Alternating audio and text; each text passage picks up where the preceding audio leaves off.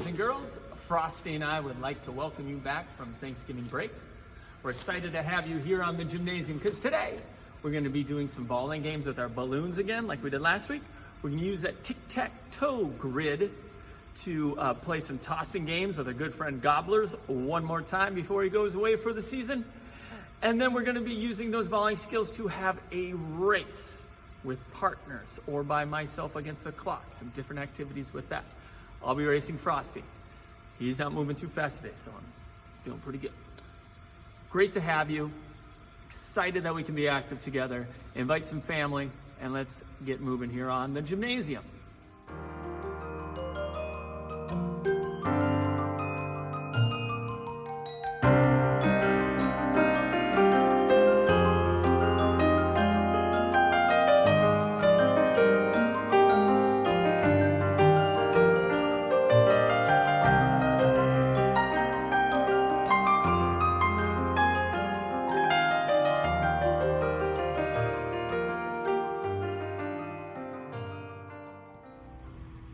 All right, welcome.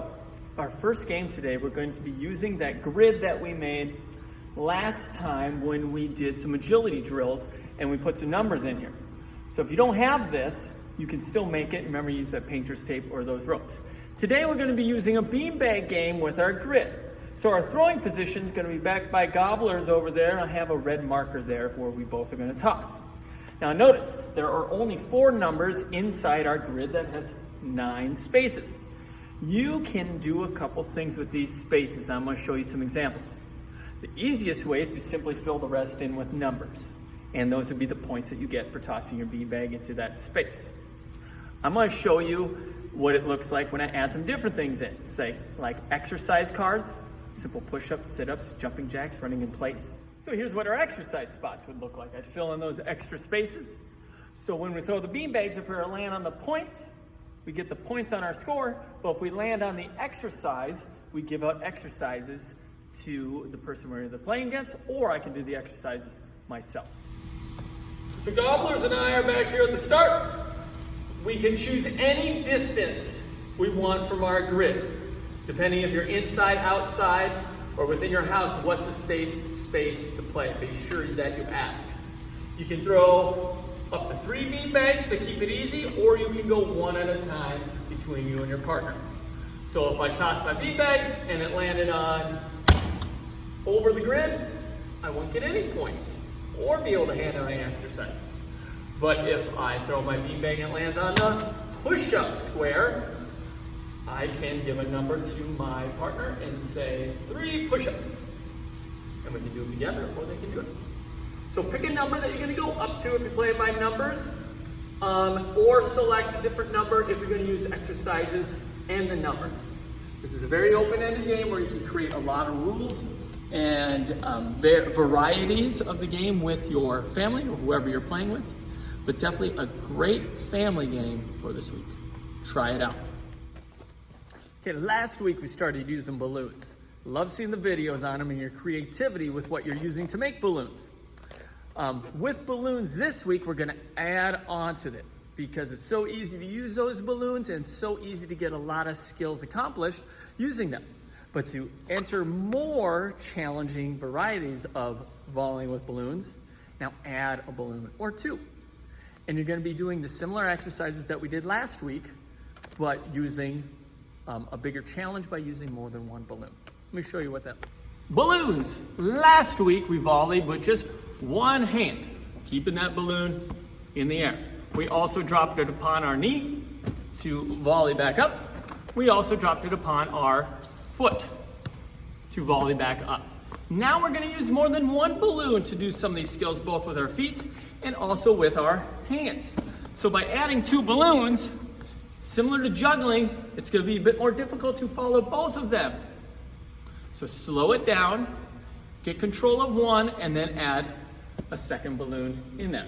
Start with your hands. If your feet become available, use it to hit your balloon and try and keep under control. If 2 is too easy, try 3. The more space you have above you, as in your ceiling is a little bit higher, the better. So try and find a safe place in your home with a high ceiling so you can really launch your balloons higher and make it easier to. And then a game with these, with another person. Play a game across a line. Last week we only did one. Now try 2 or 3 balloons going back and forth with a partner. Both working together to try and keep them in the air as long as you can, and competing against each other to see how many points you can score on the other person from hitting across their line. Try it out with a partner. Okay, I've invited Frosty out here. We're going to have a light competition. Him and I using our volleying skills with our balloon. He's got a green balloon, I'm going to use the red balloon. Notice we have 2 cones, or our cups, used to mark our starting spots. He's got a bright green cup right next to him right there, and mine is right over here.